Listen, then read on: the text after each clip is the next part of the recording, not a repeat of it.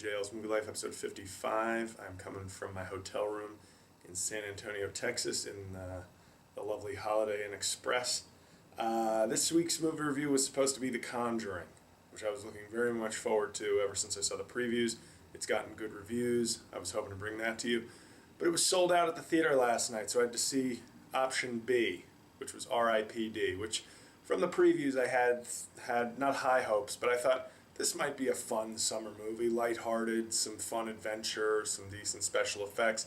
It's got Jeff Bridges. He's sort of he's a credible actor, and obviously the movie, first of all, is not good. It's severely not good. First off, you have basically everybody sees the parallels to Men in Black. It's about 82% Men in Black, 18% Ghost. And that's it. There's not an ounce of originality in the movie. Jeff Bridges is funny. I will give him that. He's obviously the Tommy Lee Jones sort of counterpart from Men in Black, but it's a much more lighthearted and funny character.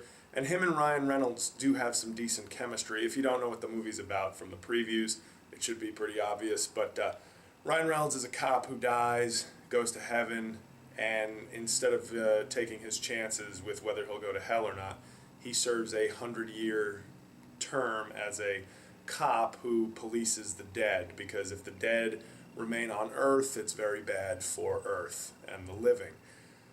It's an easy concept, and there are even some funny kind of original things they play with. In other words, they don't look like each other. Jeff Bridges looks like a hot blonde, and Ryan Reynolds appears to humans as an elderly Asian man.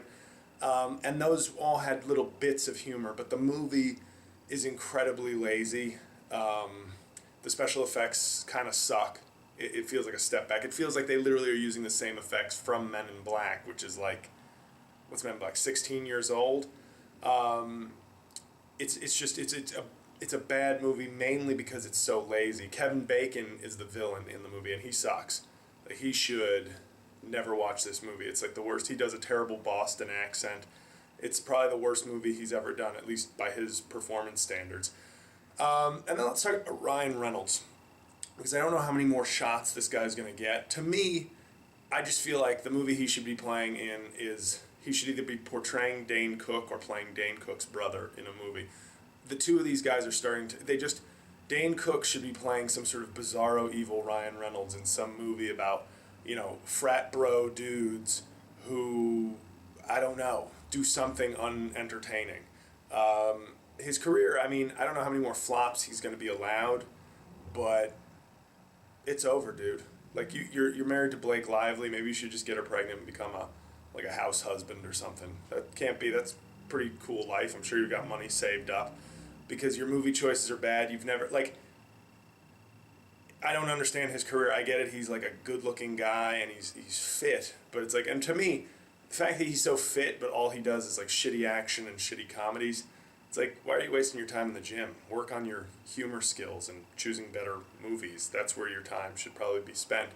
I give the movie a D+, because Jeff Bridges, it would be an F, except Jeff Bridges, I thought, was very committed to this role of like an old Western gunslinger who's in the RIPD. He has some funny lines and some subtle ones that kind of went over the crowd's head. And him and Ryan Reynolds, like I said, have decent chemistry, but the movie is an absolute bag of shit. So, which is no surprise, but it was a free ticket. I had a free ticket here to the theater next to the comedy club I'm performing at. So I went, and it wasn't worth the free ticket, I can tell you. So stay away from it, and now I hope to see The Conjuring. So that's it from Texas, week 1. Next week I'll be reviewing something from Texas again. I may have to watch Wolverine, which I don't want to, because I think it's going to be absolutely horrible, but there's nothing else opening next week for me to review, so that looks like it'll be it. So have a good week. Talk to you next week from Texas. Wanna get that feeling